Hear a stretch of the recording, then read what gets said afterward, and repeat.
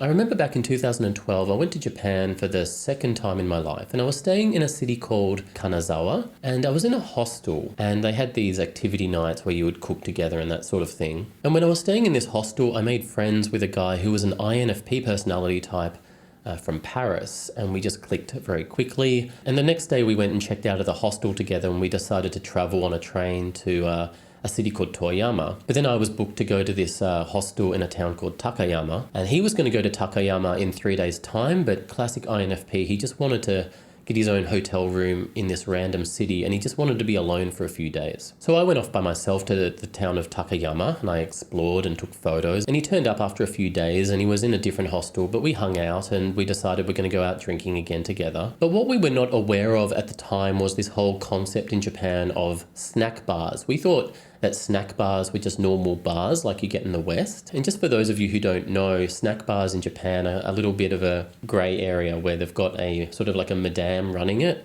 and it just seems a little bit seedy. And I'm still to this day not sure exactly what they are, but they're not normal bars. But anyway, me and this INFP did find a snack bar called Passion Snack. And we thought, you know what, let's just go in, let's get a drink.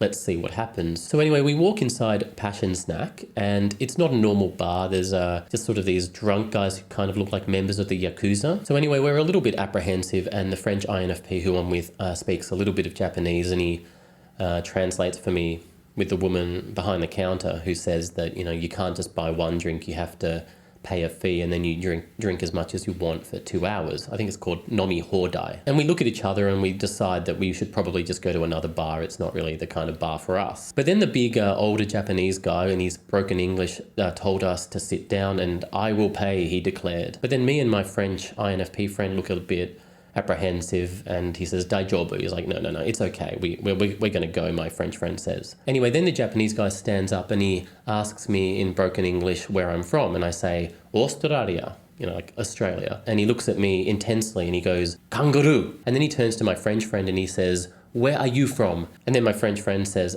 "France." And then this Japanese guy goes, "Oh, France?" And it was at this point that I realized that the Japanese guy just wasn't taking us very seriously. So then we waved goodbye and said we're going to go, and then the Japanese guy gets really angry and he slams his fist on the table, and in loud English he yells, "In Japan we have a custom, when you sit you drink." And he just seemed really enraged at these two INFPs who had walked into Passion Snack. And the woman behind the counter actually rushed us out of the snack bar and recommended us to go to a pub down the road. And as we're leaving, the Japanese guy is yelling, "Goddamn gaijin," which means goddamn foreigners. And me and the INFP French guy were a little bit taken aback, and we quickly made our way to a pub down the alley, which was much more inviting, and we chatted to some other Japanese people, or at least my French friend did, because he could actually speak some Japanese. I couldn't speak anything. But basically, that's just one example I wanted to give in this video of why I just don't think INFPs are taken that seriously. I mean, there's been many times in Melbourne where I'm hanging out with